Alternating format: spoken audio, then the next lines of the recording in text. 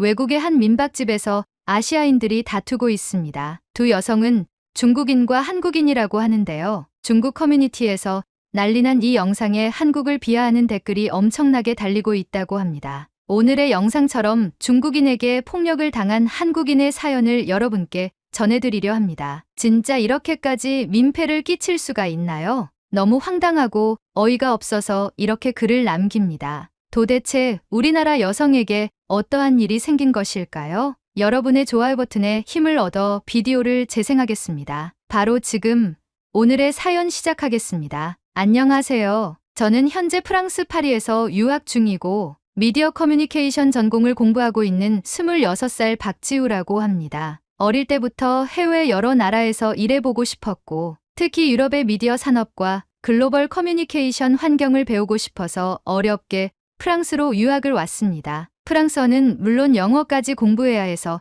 힘들지만 그래도 꿈을 위해 열심히 버티고 있습니다. 하지만 유학이라는 게 사람들이 흔히 생각하는 것처럼 로맨틱하지는 않습니다. 낭만적인 파리 생활이라는 것은 사실 관광객들이나 꿈꾸는 환상에 가깝습니다. 유학생의 현실은 전혀 다릅니다. 프랑스의 높은 물가와 비싼 월세는 유학생들에게 엄청난 부담이 됩니다. 저는 운이 좋게 작은 원룸을 구했지만 월세만 해도 800유로가 넘습니다. 여기에 전기세, 수도세, 인터넷, 요금, 교통비, 식비까지 더하면 한 달 생활비가 150만 원이 훌쩍 넘습니다. 부모님이 학비를 지원해 주시긴 하지만 생활비까지 전부 감당하기에는 부담이 커서 저도 직접 돈을 벌어야 했습니다. 사실 유학생들 사이에서 아르바이트는 선택이 아니라 필수입니다. 프랑스에서는 학생비자로 주당 20시간까지 합법적으로 일을 할 수 있습니다. 저도 처음에는 여러 가지 일을 시도해 봤습니다. 처음 한 일은 동네 카페에서 서빙하는 일이었습니다. 하지만 여기서 금방 포기하고 말았습니다. 손님들이 불친절한 건 기본이고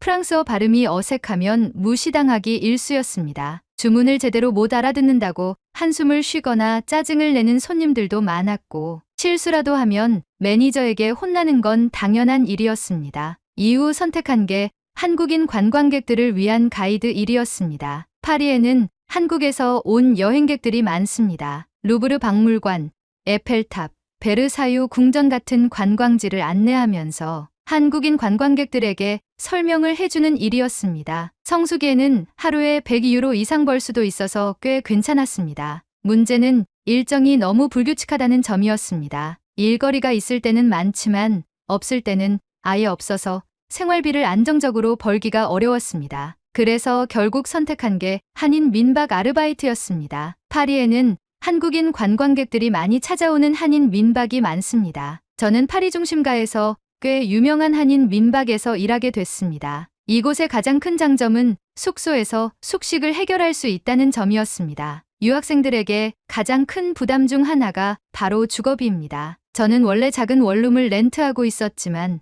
방세가 너무 부담되었고 혼자 살다 보니 밥을 챙겨 먹는 것도 힘들었습니다. 그런데 한인 민박에서 일하면 직원들은 보통 숙소 안에 별도 공간에서 지낼 수 있었고 아침과 저녁은 사장님이 제공하는 경우가 많아서 식비도 절약할 수 있었습니다. 출퇴근할 필요가 없어서 교통비도 아낄 수 있었고 손님들도 대부분 한국인이라 언어적인 부담이 없다는 점도 큰 장점이었습니다. 처음에는 민박에서 숙식 제공받으면 개인 공간이 부족하지 않을까라는 걱정을 했지만 막상 생활해보니 혼자 있을 공간도 충분했고 다른 직원들과도 친해져서 외롭지 않았습니다. 무엇보다도 따뜻한 집밥을 먹을 수 있다는 점이 너무 좋았습니다. 프랑스에서 한식 식재료는 비싸고 제대로 된 한식을 먹으려면 한인 마트를 찾아가야 하는데 민박에서는 김치찌개나 된장찌개 같은 집밥을 먹을 수 있어서 정말 행복했습니다. 하지만 이렇게 안정적으로 일하고 있다고 생각하던 어느 날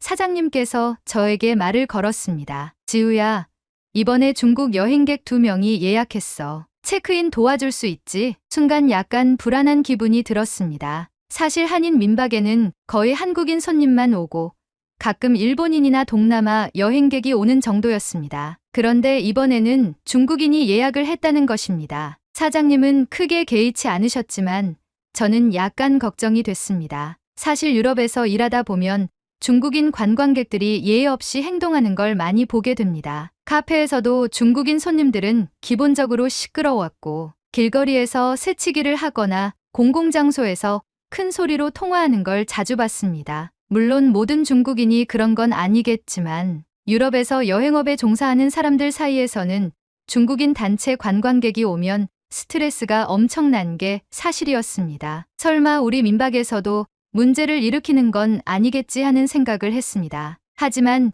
그 생각이 완전히 틀렸다는 걸 깨닫는 데는 하루도 걸리지 않았습니다. 저는 최대한 긍정적으로 생각하려고 하였습니다. 모든 중국인 여행객이 문제를 일으키는 것은 아닐 것이고 사람에 따라 다를 수도 있다고 여겼습니다. 하지만 저의 걱정은 체크인 첫날부터 현실이 되었습니다. 중국인 여행객 2명은 저녁 8시쯤 도착하였습니다. 프랑스는 여름이면 해가 늦게 지지만 겨울에는 오후 5시만 되어도 어두워집니다. 이미 한인 민박의 다른 손님들도 여럿 머물고 있었고 숙소는 조용한 분위기였습니다. 저는 미리 준비해둔 체크인 서류와 방키를 들고 로비에서 그들을 맞이하였습니다. 처음 본 순간부터 불안한 느낌이 들었습니다. 두 사람 다 커다란 캐리어를 2개씩 끌고 있었는데 숙박 일수를 보니 겨우 사흘이었습니다. 짐이 너무 많다는 생각이 들었지만 여행 스타일이 사람마다 다를 수도 있으니 대수롭지 않게 넘겼습니다. 문제는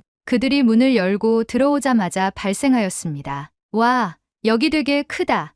사진이랑 똑같아. 그들은 마치 자기 집에 온 듯 큰 소리로 떠들며 안으로 들어왔습니다. 문제는 다른 손님들이 이미 로비에 있었다는 점이었습니다. 조용히 책을 읽던 여성 손님이 깜짝 놀라 고개를 들었고 맞은편에서 노트북으로 작업하던 여행객 한 명도 인상을 찌푸렸습니다. 저는 당황했지만 최대한 친절한 미소를 유지하며 체크인 안내를 시작하였습니다. 어서 오세요. 여권 확인 부탁드립니다. 그들은 저를 힐끗 보더니 대뜸 말을 쏟아냈습니다. 너 중국어 할 줄 알아? 저는 영어와 프랑스어, 그리고 약간의 중국어를 할 줄 알았지만 일부러 한국어로 대답하였습니다. 아닙니다. 여기서는 한국어 또는 영어로 안내해 드리고 있습니다. 그러자 그들은 짜증이 난 듯 중국어로 웅성거리더니 겨우 여권을 꺼내 주었습니다. 저는 예약 정보를 확인한 뒤 숙소 이용 규칙을 설명하기 시작하였습니다. 여기는 한국인들이 주로 이용하는 한인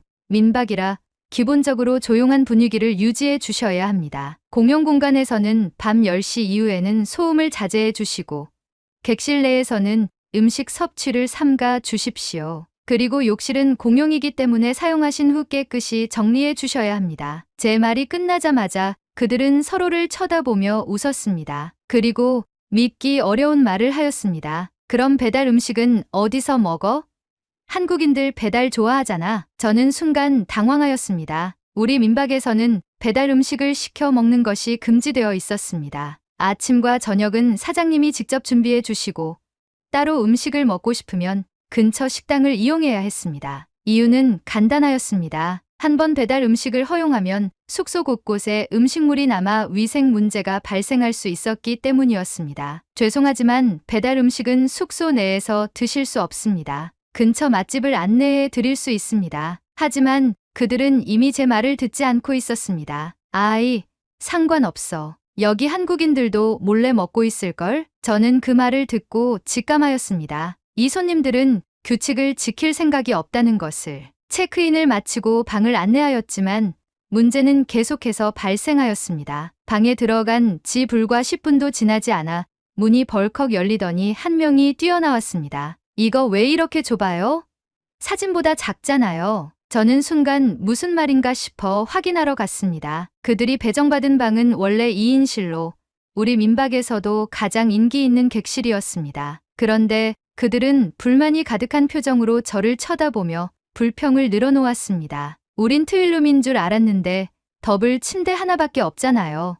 이거 환불해 주세요. 저는 당황스러워 예약 내역을 다시 확인하였습니다. 그들이 예약한 객실은 분명 더블룸이었습니다. 예약할 때 객실 사진과 설명이 명확하게 나와 있었는데 이제 와서 방을 바꿔 달라고 요구하는 것이었습니다. 죄송하지만 현재 다른 객실은 만실이라 변경이 어렵습니다. 예약하실 때 더블룸으로 선택하셨고 웹사이트에도 명시되어 있습니다. 그러자 그들은 중국어로 투덜거리며 불만을 표하였습니다. 그중 한 명은 짜증이 난 듯 캐리어를 열고 옷을 꺼내다가 갑자기 제 쪽을 바라보며 황당한 말을 내뱉었습니다. 이불 더 있어요? 이거 너무 얇은데. 저는 순간 말을 잃었습니다. 민박에서 제공하는 이불은 두꺼운 편이었고 다른 손님들도 불만을 제기한 적이 없었습니다. 그런데 이들은 무슨 이유에서인지 계속 트집을 잡고 있었습니다. 현재 기본 제공되는 이불 외에는 추가 이불이 없습니다. 혹시 춥다면 난방 온도를 조절해 드릴 수 있습니다. 하지만 그들은 마치 제 말이 귀찮다는 듯 듣는 둥 마는 둥 하며 방으로 들어갔습니다. 방으로 들어가며 한국인 어쩌고 저쩌고 하는 소리를 흘리며 방문을 꽝 하고 닫았습니다. 저는 한숨을 쉬고 방에서 나왔습니다. 체크인부터 이러니 앞으로 사흘 동안 어떤 일이 벌어질지 감이 잡히지 않았습니다. 그러나 이것은 단지 시작일 뿐이었습니다. 이들의 민폐 행동은 그날 밤부터 본격적으로 시작되었습니다. 한 손님이 샤워를 하려고 욕실에 갔다가 깜짝 놀라 돌아와서 저에게 말하였습니다. 지우 씨, 화장실 바닥이 너무 젖어 있는데요. 수건이라도 깔아야 할 것 같아요. 저는 곧바로 욕실을 확인하러 갔습니다. 문을 열자마자 바닥이 흠뻑 젖어 있는 게 보였습니다. 중국인 여행객들은 샤워를 하면서 문을 닫지 않고 사용한 듯 했습니다. 세면대 주변에는 물이 흘러넘쳐 있었고 슬리퍼를 신지 않으면 들어가기 어려울 정도였습니다. 저는 속으로 생각하였습니다. 이 손님들, 과연 내일까지 아무 문제 없이 넘어갈 수 있을까? 그러나 그 기대는 몇 시간 만에 완전히 무너지고 말았습니다. 다음 날 아침, 저는 평소보다 일찍 눈을 떴습니다. 사실 정확히 말하면 원치 않게 깨어나고 말았습니다. 그 이유는 간단했습니다. 전날 밤 중국인 손님들이 복도에서 시끄럽게 통화를 하며 떠들어대는 바람에 제대로 잠을 이루지 못했기 때문이었습니다. 처음에는 여행에서 돌아와 흥분된 상태라서 그럴 수도 있겠다고 생각하고 참으려고 했습니다. 하지만 새벽 2시가 넘어서도 그들의 대화 소리는 점점 더 커져만 갔습니다. 결국 더 이상은 견딜 수 없어 직접 그들의 방을 찾아갔습니다. 손님들, 죄송하지만 다른 손님들이 주무시고 계십니다. 복도에서는 조용히 해주시겠어요? 저는 최대한 정중한 태도로 요청하였습니다. 그러자 그들은 별로 미안해하는 기색도 없이 저에게 눈을 흘기며 문을 닫고 들어가 버렸습니다. 그러나 그 순간부터 더욱 황당한 일이 벌어졌습니다. 그들은 방 안에서 더 큰 목소리로 통화를 하기 시작했고 웃음소리와 말소리는 여전히 복도를 타고 새어나왔습니다. 한 손님이 새벽 3시쯤 제게 다가와 조용히 속삭였습니다. 죄송한데 저 방에서 너무 시끄럽게 굴어서 잠을 잘 수가 없어요. 혹시 다시 이야기해 주실 수 있을까요? 저는 다시 한번 문을 두드리고 부탁을 드렸습니다. 이번에는 조금 더 단호한 어조로 말했습니다. 손님들, 늦은 시간이라 다른 분들이 많이 불편해하고 계십니다. 숙소의 규칙상 밤 10시 이후에는 조용히 해 주셔야 합니다. 그제야 그들은 마지못해 조용해졌습니다. 그러나 저는 이미 잠에서 완전히 깨어버려 피곤한 몸을 이끌고 새벽까지 뒤척여야 했습니다. 그렇게 겨우 잠이 들었는데 아침이 되자 또 다른 문제가 발생하였습니다. 아침 식사는 보통 오전 7시 반부터 제공되었는데 그날따라 부엌에서 유난히 큰 소음이 들려왔습니다. 조식을 준비하던 사장님께서 다급하게 저를 불렀습니다. 지우 씨, 빨리 와봐요. 놀란 마음에 부엌으로 뛰어갔더니 그곳에서는 믿을 수 없는 광경이 펼쳐져 있었습니다. 중국인 손님 2명이 냉장고를 열어두고 마음대로 음식을 꺼내 먹고 있었던 것입니다. 원래 조식으로 제공되는 반찬들과 밥, 국이 따로 준비되어 있었지만 그들은 마치 자기 집인 양 냉장고를 뒤지며 추가 반찬을 꺼내고 심지어 사장님이 따로 보관해둔 재료들까지 손을 대고 있었습니다. 이거 우리가 먹어도 되죠? 저는 순간 당황하여 말이 나오지 않았습니다. 사장님께서는 차분한 목소리로 말씀하셨습니다. 손님들, 냉장고 안의 음식들은 자유롭게 꺼내 드시는 것이 아닙니다. 조식으로 제공되는 음식만 드실 수 있습니다. 그러나 그들은 별로 개의치 않는다는 듯 웃으며 대답했습니다. 아, 몰랐어요. 그런데 어차피 여기 있는 거 다 같은 거 아니에요?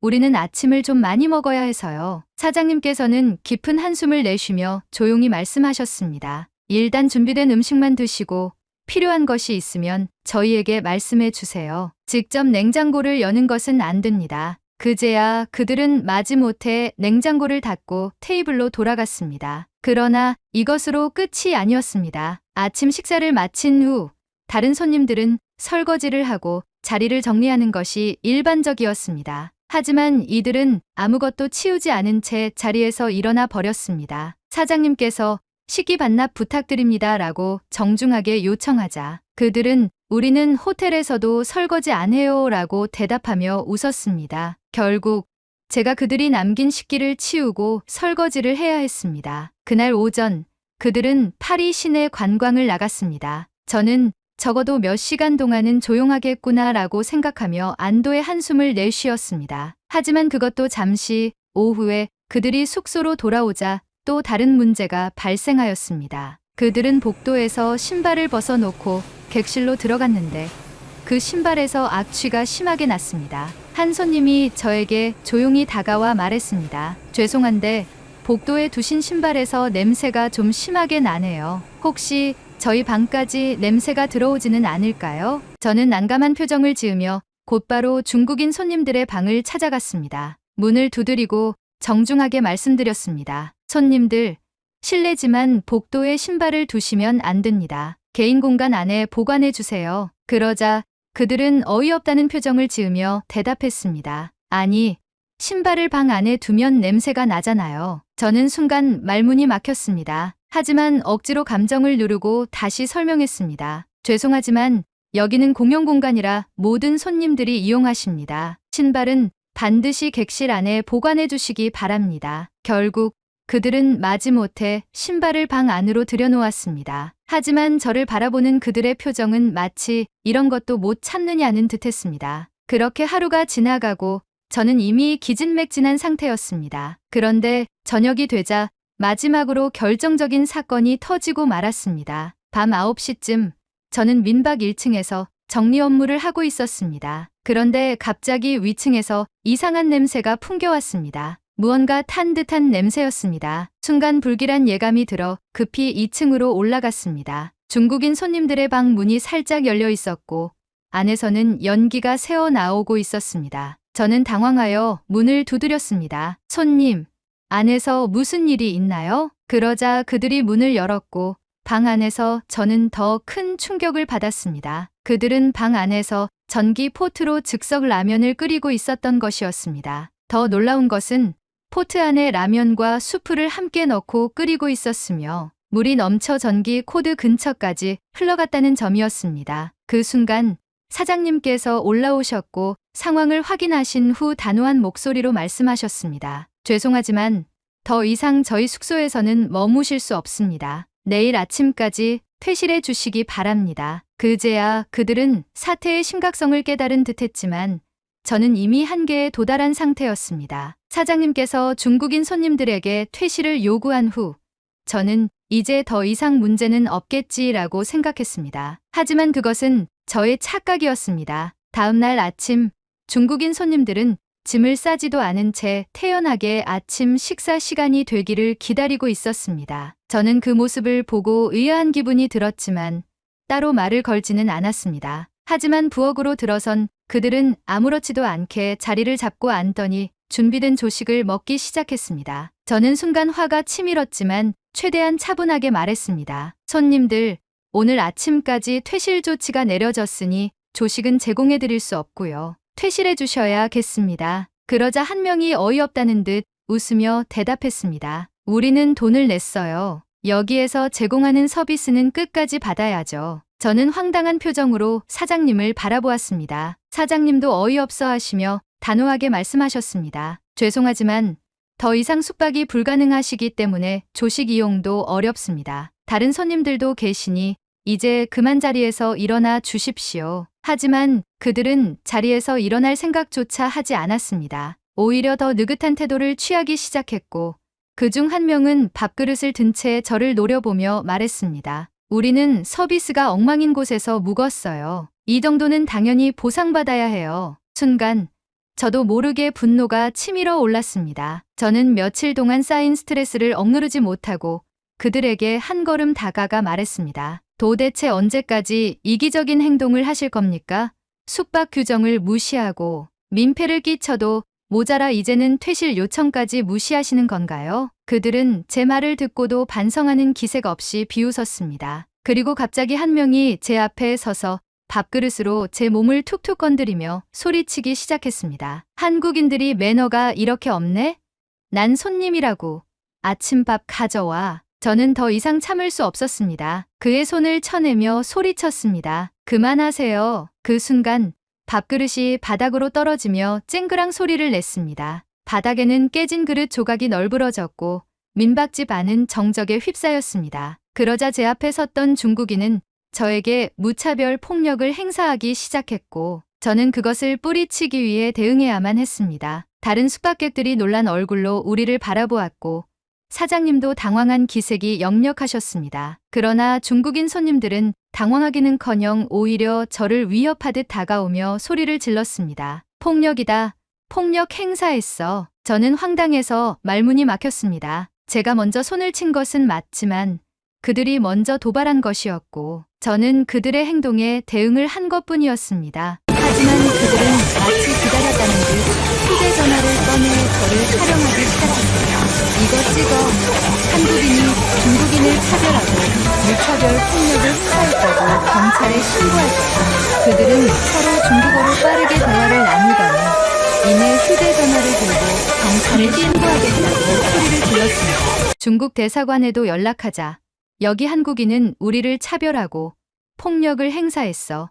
미개한 조선족들. 그러고는 씩씩대며 숙소를 떠나버렸습니다. 저는 황당함과 분노에 휩싸여 그들의 뒷모습을 바라보았습니다. 하지만 문제는 그것으로 끝이 아니었습니다. 1시간쯤 후 실제로 프랑스 경찰이 민박집을 찾아왔습니다. 경찰들은 저와 사장님에게 당시 상황을 설명해달라고 요구했습니다. 저는 차분하게 모든 상황을 설명했고 다른 숙박객들도 저를 변호해 주었습니다. 하지만 경찰은 양측의 주장을 모두 들은 후 쌍방 폭행 혐의 없음으로 사건을 종결하려 했습니다. 두 당사자 모두 물리적 충돌이 있었지만 큰 부상은 없고 상호 간의 언쟁 속에서 발생한 일로 보입니다. 따라서 별다른 처벌 없이 사건을 종결하도록 하겠습니다. 저는 억울했지만 경찰이 더 이상 개입할 의사가 없어 보였기에 할 수 있는 것이 없었습니다. 그러나 사태는 여기서 끝이 아니었습니다. 며칠 후 민박집의 온라인 리뷰 사이트에 중국어로 된 악성 댓글들이 달리기 시작했습니다. 여기 한국인 직원은 인종차별주의자다. 중국인을 무시하고 폭력을 행사하는 곳 절대 가지 마세요.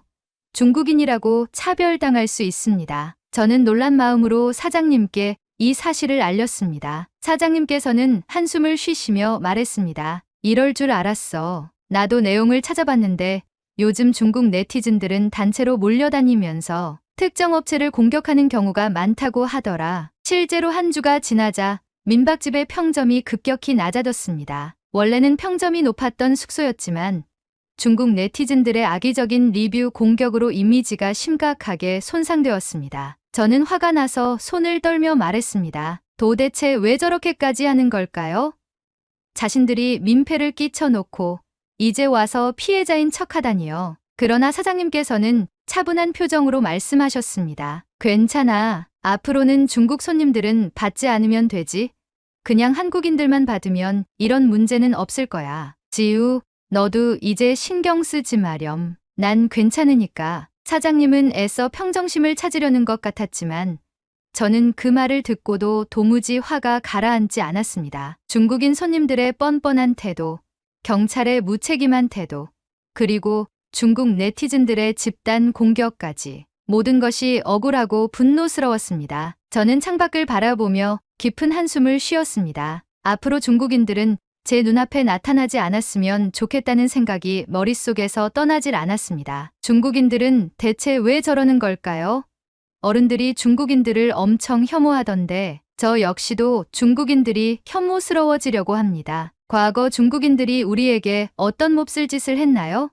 어른들의 이야기를 듣고 싶습니다. 오늘의 사연은 여기까지입니다. 중국인들의 만행이 가면 갈수록 더 심해지고 있는 것 같습니다. 이렇게 중국인을 혐오하는 문화가 번진 이유에 대한 여러분의 생각을 댓글로 남겨주세요. 오늘의 비디오가 공감이 되신다면 구독, 좋아요 한 번씩 부탁드리겠습니다. 그리고 여러분의 댓글은 제게 큰 힘이 됩니다. 다음엔 더 흥미로운 사연으로 여러분을 찾아뵙겠습니다. 시청해주셔서 감사합니다. 미국의 한 대학교 무용 수업을 하고 있는 강의실에서 두 미국인 여학생이 목소리를 높이며 싸우고 있습니다. 그들은 옷을 똑같이 입고 있는데요. 도대체 무슨 일로 이렇게 싸우고 있는 것일까요? 바로 지금 사연을 들어보겠습니다. 오늘의 사연 시작합니다. 아, 참.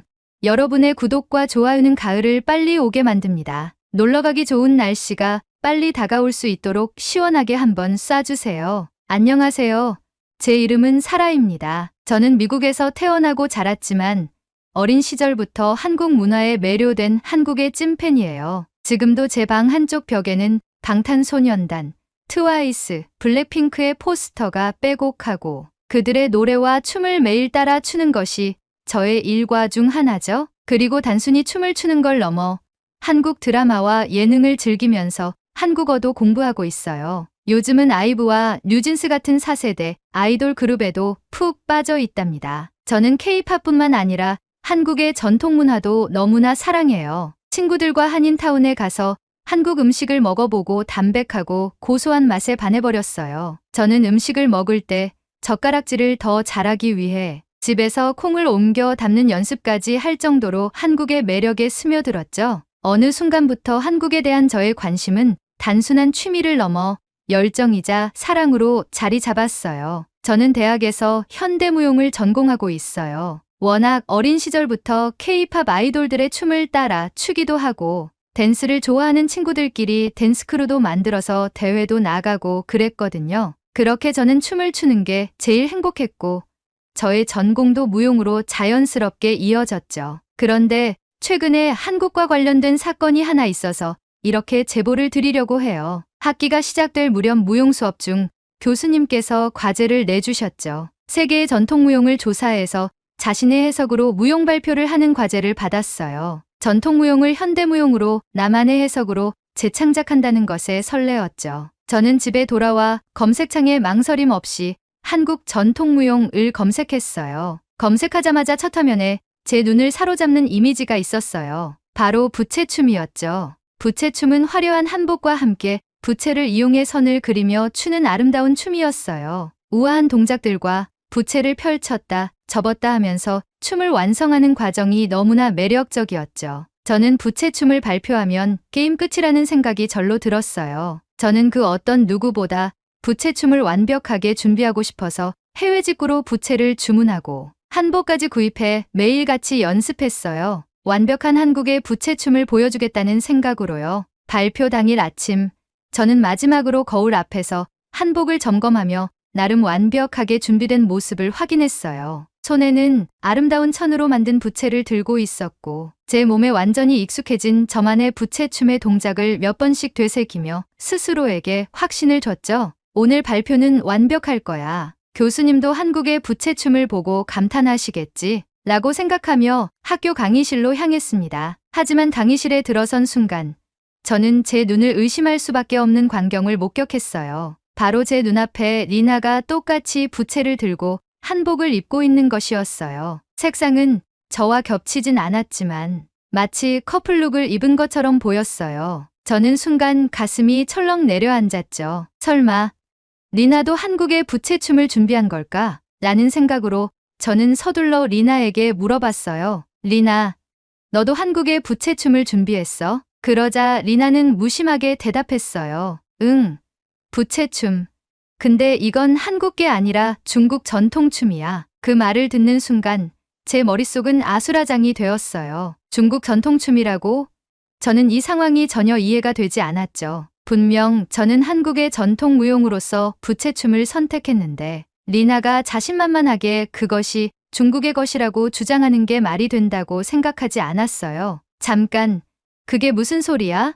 부채춤은 한국의 전통 무용이잖아. 저는 당황스러운 마음을 감추지 못한 채 리나에게 물었어요. 리나는 저를 바라보며 차분하게 설명했어요. 사라, 부채춤은 원래 중국에서 시작됐어. 내가 조사해본 결과 중국 전통 무용 중 하나가 부채춤이야. 중국의 풍속을 담아낸 춤이라고. 그녀의 말을 듣고 있는 동안 저는 황당하고 어이가 없었어요. 분명 저는 부채춤에 대해 깊이 조사했고 한국의 전통 무용이라는 확신이 있었는데 리나가 그렇게 당당하게 중국의 전통이라고 주장하는 것을 이해할 수 없었거든요. 저는 바로 반박했어요. 아니야, 리나. 내가 조사한 바로는 부채춤은 한국의 전통 무용이야. 한국의 조선시대 때부터 궁중무용의 일환으로 발전한 춤이라고 알고 있어. 게다가 부채와 한복의 조화는 한국 고유의 미적 감각을 보여주는 대표적인 예술 중 하나라고. 리나는 고개를 저으며 반박했어요. 그건 내가 조사한 자료고 내가 조사한 건 중국 자료야. 중국은 훨씬 오래전부터 부채를 사용한 무용을 해왔고 지금도 중국의 전통 무용 공연에서 부채춤을 자주 선보이고 있어. 한복도 한푸에서 영감을 얻고 만든 거라던데. 그 순간 저는 속이 답답해지기 시작했어요. 부채춤이 중국의 것이라는 건 도저히 납득할 수 없었어요. 그리고 한국의 한복이 고유 전통 의상이고 중국이 이것을 자신의 문화로 만들기 위해 한푸라는 옷을 만들었다는 것도 알았거든요. 발표 시간이 가까워질수록 우리는 계속해서 각자의 입장을 주장했지만 결론이 나지 않았어요. 그리고 리나는 제게 약간의 공격적으로 말을 하기 시작했어요. 우선 준비한 발표나 잘하자. 얼마나 잘 표현하는지가 중요하잖아. 한국을 대표해서 잘해봐. 그리고는 몸을 풀기 위해 제게서 멀어졌어요. 이윽고 교수님이 들어오시고 강의실 안은 긴장감이 돌기 시작했어요. 발표가 시작되기 직전 저는 심한 불안감에 휩싸였습니다. 내가 잘못 알고 있는 건 아닐까? 아니면 리나가 말한 대로 중국의 부채춤을 한국이 재창작한 한 것일까? 동작이 같을까? 등 수많은 생각들이 머릿속이 복잡하게 얽히면서 점점 불안이 커져만 갔어요. 혹시나 제가 잘못 조사한 건 아닐까 하는 의심이 밀려왔죠. 하지만 저는 이번 발표 준비를 위해 한국의 부채춤에 대해 애정이 깊어졌고 확신을 가지고 준비해왔기 때문에 제대로 저의 무용을 표현하여 리나의 코를 납작하게 만들고 싶었죠. 곧 리나의 발표가 시작되었고 저는 긴장된 마음으로 지켜봤습니다. 리나는 부채를 펴서 우아한 동작을 선보이며 춤을 추기 시작했어요. 그런데 리나가 보여준 춤이 저의 예상보다 훨씬 더 저에게 충격을 안겨주었어요. 그녀의 동작들은 너무나도 익숙했습니다. 제가 지난 몇 주 동안 연습했던 부채춤과 너무나도 흡사했기 때문이었죠. 이게 어떻게 된 일이지?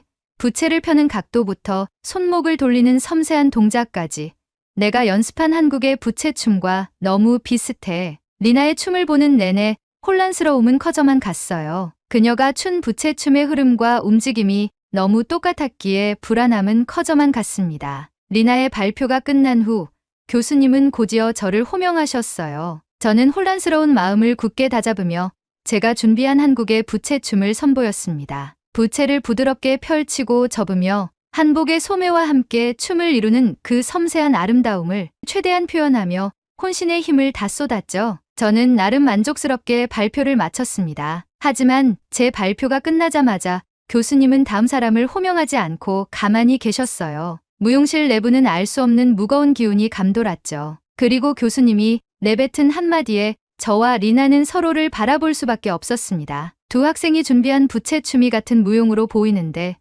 각각 한국과 중국의 전통 무용이라고 주장하네요. 이 부분은 저도 다시 한번 확인해 보겠습니다. 두 학생은 정확히 어느 나라의 춤인지 조사해서 다음 시간에 다시 발표하세요. 채점은 그때 하도록 하겠습니다. 교수님의 말은 저에게 큰 충격이었습니다. 분명히 서로 다른 문화에서 시작된 것이라고 믿었던 부채춤이 교수님이 보시기에도 같은 무용처럼 보인다는 게 머릿속을 더욱 혼란스럽게 만들었죠. 다음 학생이 발표를 재개하고 저와 리나는 어쩔 수 없이 다시 논쟁을 시작했어요. 리나는 고개를 저으며 답답한 목소리로 말했어요. 사라, 나도 당황스러워. 이렇게 춤이 똑같을 줄은 몰랐어. 근데 분명히 내가 조사한 자료에서는 중국의 부채춤이라고 했단 말이야. 저는 한숨을 쉬며 고개를 끄덕였습니다. 나도 같은 마음이야. 하지만 내가 조사한 자료에서는 한국의 부채춤이야. 차라리 둘 다 더 정확하게 조사해보는 게 나을 것 같아. 그 순간 음악이 멈췄고 교수님은 저희들을 향해 소리를 지르기 시작했어요. 지금은 발표 시간입니다. 논쟁은 수업이 끝나고 진행하세요. 같이 수업을 듣는 친구들은 저희를 노려보기 시작했고, 저와 리나는 아무 말도 하지 못한 채 반성하기 시작했어요. 수업이 끝나고 우리는 서로의 주장을 내세우기보다 함께 더 깊이 있는 조사를 해보자고 결론을 내렸습니다. 우리는 도서관의 시청각실로 향해 각 나라의 부채춤의 기원을 다시 찾아보기 시작했어요. 머릿속이 여전히 복잡했지만 이제는 더 이상 감정에 휘둘리지 않고 정확한 자료로 결론을 내야겠다고 다짐했죠. 리나도 제 옆에서 컴퓨터를 켜고 부채춤에 대해 다시 검색하기 시작했죠. 리나가 비아냥대는 말투로 먼저 입을 열었어요. 내가 어떤 자료를 찾아왔는지 나도 궁금하네. 나는 중국에서 부채춤이 오랜 역사를 가지고 있다는 걸 명확하게 봤거든. 리나의 말을 듣자 저는 약간 긴장되었지만 차분하게 응대했습니다. 그래, 한번 서로의 자료를 보고 비교해보자. 우리가 더 깊이 조사하면 어느 쪽이 더 먼저 부채춤을 발전시켰는지 알 수 있을 거야. 리나는 자신있게 화면을 제게 보여주었어요. 바이두 백과사전에서 찾은 중국 부채춤에 관한 자료였죠. 화면을 가리키며 리나가 설명하기 시작했죠. 여기 봐. 중국의 바이두 백과사전에 따르면 부채춤은 한족, 한이족, 조선족 등 여러 민족이 긴 역사를 거치며 각각 다른 특징을 형성한 중국 민간 전통 무용 중 하나라고 나와 있어. 특히 명나라와 청나라 시기에 부채춤이 크게 발전했다고 명시돼 있어. 여성들이 부채를 이용해 공연을 많이 했고, 부채를 이용한 다양한 동작과 춤사위가 일상화가 되어 현재까지도 이어져 오고 있는 거야. 리나의 설명을 듣고 저는 화면을 유심히 살펴보았어요. 중국의 자료에는 분명 부채춤이 명나라와 청나라 시기에 크게 발전했다고 적혀 있었죠. 장식적인 의상과 부채를 활용한 여성들의 춤이 그 시대에 자주 공연되었다는 부분이 강조되어 있었어요. 리나는 자신만만한 표정으로 저를 바라봤어요. 이 정도면 충분하지 않니? 명나라 시기부터 부채춤이 발전했대. 이건 거의 600년 전이야. 게다가 다양한 민족들이 이 춤을 추었다고 나와 있고 얼마나 오랜 기간 동안 전통이 이어져 왔는지 알겠지? 저는 조용히 고개를 끄덕이며 리나의 말을 경청했어요. 하지만 저는 그 자료를 봤을 때 미소가 번지기 시작했죠. 저는 제가 찾은 자료들을 리나에게 자신있게 보여줬어요. 내 말도 일리가 있어. 하지만 내가 찾은 자료들을 보면 한국의 부채춤이 더 먼저 시작되었다는 게 명확해. 고려시대부터 이미 부채춤의 기록이 있고 궁중에서 귀족 여성들이 예절 교육의 일환으로 연습했다는 기록이 있어. 여기 봐. 제가 찾은 자료는 한국의 전통 문화에 대한 전문적인 서적과 학술 자료를 바탕으로 한 내용이었어요. 화면에 뜬 문구를 손으로 가리키며 설명을 이어갔습니다. 고려시대에는 부채춤이 궁중에서 귀족들의 취미로 시작되었어. 부채를 활용한 춤이 처음으로 궁중에서 나타났고 여성들의 예절 교육을 위한 중요한 요소로 사용. 그리고 그 당시의 부채춤은 우아하고 정교한 동작을 중심으로 이루어졌다. 리나는 제 자료를 읽으며 약간 놀란 표정을 지었어요. 제가 계속해서 조선시대의 부채춤에 대해 설명을 덧붙였죠. 그리고 조선시대에 들어서면서 부채춤은 더 발전했어. 궁중에서 무용 예술로서 인정받기 시작했고 여성들 사이에서 인기 있는 무용이 되었지. 이때부터 부채춤은 기술적이면서도 예술적인 감정 표현에 중점을 두며 발전했어. 그리고 현대로 넘어오면서도 전통적인 요소와 현대적인 안무가 조화를 이루면서 더욱 발전해왔고 한국의 대표적인 전통 무용으로 자리 잡았어. 리나는 제가 찾은 자료를 보며 아무 말도 하지 못했고 저는 한국 부채춤의 변천사를 시대별로 강조하며 설명을 마쳤습니다. 결론은 시기적으로 보면 고려시대부터 부채춤이 궁중에서 시작됐으니 중국 명나라 시기보다 먼저야. 중국에서 부채춤이 발전한 건 명나라와 청나라 시기라고 했잖아. 근데 고려시대는 명나라보다 훨씬 이전인 1100년 전이라고. 리나는 믿기지 않는다는 듯이 자료를 말없이 쳐다보고 있었죠. 그리고 그녀가 입을 열었을 때는 약간 흔들리는 목소리였죠. 그런데 바이두 백과사전에서는 분명히 중국의 여러 민족의 전통 민간 무용이라고 했잖아. 저는 고개를 저으며 답했습니다. 여기에 포함되어 있는 조선족은 한국인들이 중국 동북부 지역에 정착한 사람들을 말해. 그러니까 조선족이 중국에 살고 있는 건 맞지만 그들의 뿌리는 한국인 거지. 조선시대 조선족. 단어의 어감이 비슷하지 않니? 부채춤도 그들이 한국에서 가져간 문화 중 하나일 뿐이지. 원래 중국의 것이 아니라는 거지. 리나는 점점 제 논리에 수긍하는 듯 보였어요. 저는 다시 한번 확신을 주기 위해 결론을 내렸어요. 자, 봐봐. 부채춤은 한국에서 고려시대부터 시작된 거고, 명나라 시기에 중국에서도 유사한 춤이 발전했을 수는 있지만, 그 기원은 한국이 더 먼저야. 중국의 자료는 여러 민족이 부채춤을 발전시켰다고 하지만, 한국의 부채춤은 궁중무용으로서 역사적으로 명확한 기원을 가지고 있어. 저는 한국의 부채춤이 역사적으로 중국보다 먼저 시작되었음을 확실하게 입증했어요. 제가 한국에 대한 애정으로 얼마나 많은 검색을 해왔다는 것을 리나에게 보여주고 싶었죠. 리나도 역사적 자료에 수긍하는 느낌이긴 했지만 그녀의 표정에는 아쉬움이 가득했죠. 리나는 한숨을 쉬며 저를 바라봤어요. 그래, 내 말이 맞아. 한국이 부채춤을 먼저 시작했다는 것을 부정할 수 없네. 근데 부채춤은 정말 아름다운 춤이야. 난 그 춤을 꼭 하고 싶어. 그 순간 저는 리나의 마음을 이해하게 되었어요. 리나가 부채춤을 하고 싶어 했던 이유는 단순히 중국의 전통을 주장하기 위해서가 아니라 부채춤의 아름다움에 매료된 듯 보였고 그것을 꼭 자신이 발표하고 싶어 하는 기분이 들었어요. 저는 마음속에서 큰 결단을 내리게 되었어요. 리나, 부채춤은 내가 발표해도 좋을 것 같아. 내가 정말 하고 싶어 하니까 이번 발표에서는 내가 부채춤을 맡아줘. 리나는 놀란 눈으로 저를 바라봤죠. 정말 그래도 돼? 내가 이렇게까지 준비했잖아. 저는 고개를 끄덕이며 미소를 지었어요. 괜찮아.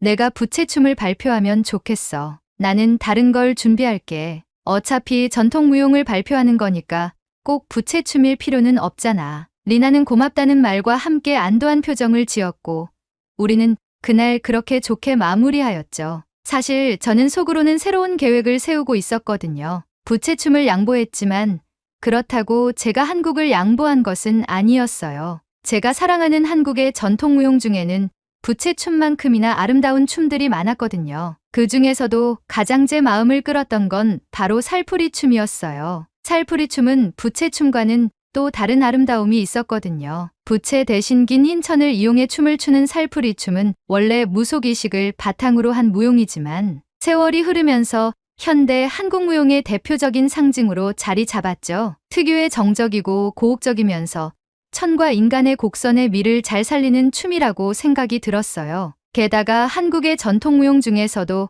깊은 정서를 담고 있는 춤이라는 설명이 제 마음을 흔들었었죠. 제가 이 춤을 선택한 이유는 바로 그 우아한 선과 감정이 부채춤과는 다른 매력을 발산했기 때문이에요. 저는 이 계획을 리나에게 비밀로 하기로 하고 다시 발표 준비를 시작했죠. 그렇게 해야 리나도 자신의 발표에 집중할 수 있게 되고 한국의 부채춤을 완벽히 표현해낼 것이라는 목표를 가질 테니까요. 저는 다시 살풀이 춤 준비에 들어갔어요. 살풀이 춤에 필요한 천과 의상 소품들을 주문하고 시간을 내서 연습을 시작했어요. 긴 천을 잡고 부드럽게 휘날리며 추는 동작들은 마치 물결이 흐르는 듯 우아했고 그 안에서 자연스럽게 감정이 전해졌습니다. 살풀이 춤을 연습하면서도 저는 부채춤과는 다른 깊은 감정이 이 춤 속에 깃들어 있다는 것을 느낄 수 있었어요. 부채춤이 화려함과 기교로 사람들을 매료시킨다면 살풀이 춤은 그 속에 담긴 감정과 우아한 선이 사람들의 마음을 움직이는 춤이었죠. 저는 살풀이 춤이 단순한 동작의 반복이 아니라 그 속에 담긴 서정적이고도 깊은 감정을 표현하는 데 집중했어요. 그렇게 발표날이 다가왔고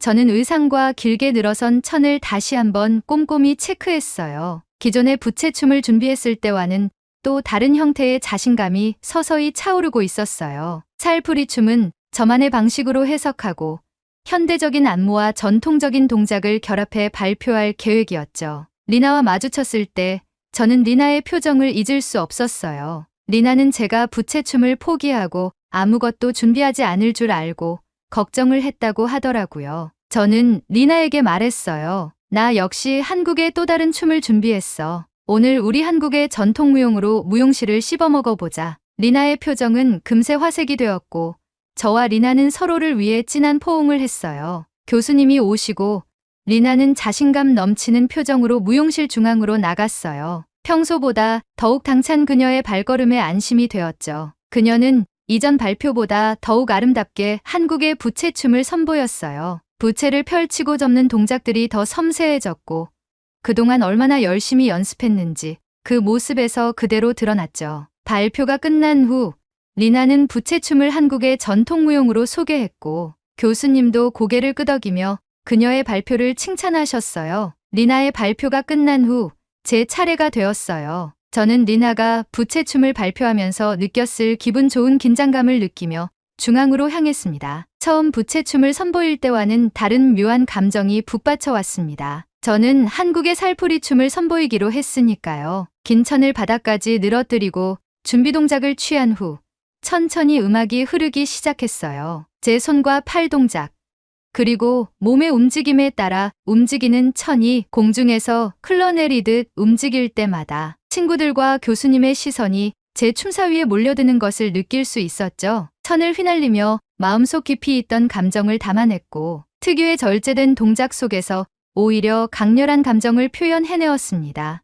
발표가 끝난 후 교수님은 제게 물었어요. 사라, 지금 춘 춤이 뭐죠? 저는 한국의 살풀이 춤이라고 당당하게 말했습니다. 그러자 교수님은 저를 향해 따뜻한 미소를 지으며 말씀하셨어요. 살풀이 춤을 선보여줘서 정말 고마워요. 이 춤은 처음 봤는데 그 우아함과 감정의 깊이가 대단히 인상적이었습니다. 이전 발표에서 부채춤에 관한 내용을 찾아봤는데 한국의 전통무용이더라고요.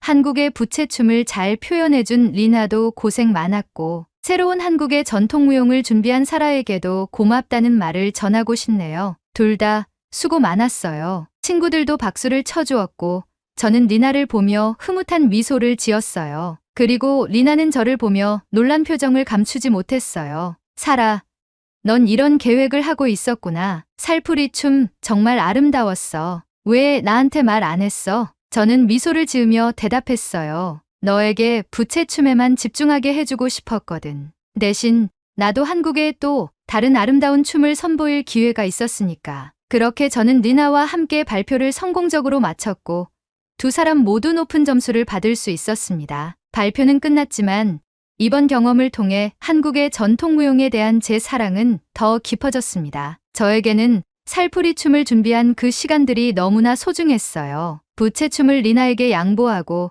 살풀이 춤으로 새롭게 도전했을 때의 그 결정은 저에게 큰 성취감을 안겨주었습니다. 단순히 점수를 잘 받았기 때문이 아니었어요. 한국 전통 무용의 아름다움을 몸으로 느끼고 그것을 무대 위에서 표현할 수 있었다는 점에서 저는 진정한 보람을 느꼈습니다. 그리고 한 가지 더 중요한 것은 리나와의 우정이 더욱 끈끈해졌다는 점이었어요. 처음에는 부채춤 때문에 서로 논쟁을 벌였지만 결국 우리는 함께 성장했고 서로를 존중하게 되었죠. 리나는 저의 양보에 감사했고 저도 그녀가 부채춤을 멋지게 해낸 모습을 보며 뿌듯함을 느꼈습니다. 하지만 이 발표 이후 제 마음속에는 한 가지 풀리지 않는 걱정이 계속 남아 있었습니다. 이번 경험을 통해 저는 한국의 전통무용이 얼마나 아름답고 깊은 역사를 가지고 있는지 다시 한번 깨달았지만 동시에 그 전통이 위협받고 있다는 생각도 강하게 들었어요. 제가 사연을 제보하는 이유도 이것 때문입니다. 저는 유튜브를 보다가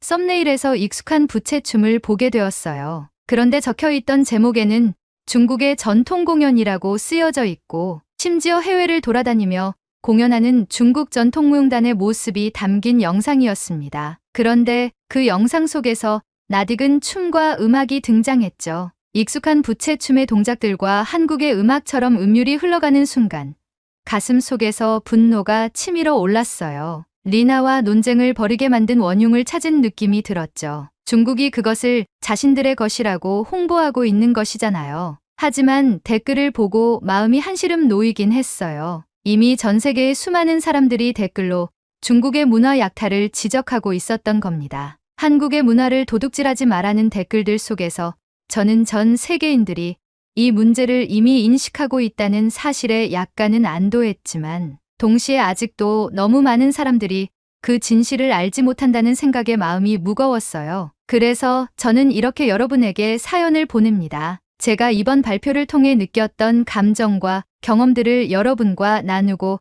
한국에 당부하고 싶어요. 한국의 전통 무용은 단순한 춤이 아닙니다. 제가 발표한 춤에는 한국의 정서가 담겨 있었고 그 아름다움은 세계 어느 곳에서도 찾아볼 수 없는 고유한 것이에요. 그러나 이 소중한 전통이 중국에게 뺏긴다면 여러분은 가만히 있을 수 있겠습니까? 중국은 이미 전 세계 무대에서 한국의 문화를 자신들의 것이라고 주장하고 홍보하러 다니고 있어요. 부채춤, 살풀이춤, 타령, 그리고 심지어는 한복까지도 그들의 전통으로 둔갑시키려 하고 있습니다. 저는 제가 사랑하는 한국이 전통을 지키는 모습을 보고 싶습니다. 아직 한국에 대해 알아가고 싶은 것이 많습니다. 전 세계적으로 많은 인기를 얻고 있는 K컬처의 위상이 더욱 높아지길 바랍니다. 한국의 전통 문화를 지켜주세요. 그 아름다움을 잃지 마세요. 뺏기지 마세요. 한국에 대한 사랑은 현재 진행형입니다. 사랑합니다, 한국. 오늘의 이야기 어떠셨나요? 진실은 역사 속에 있습니다. 하지만 이 진실을 끊임없이 강조해야 하는 것은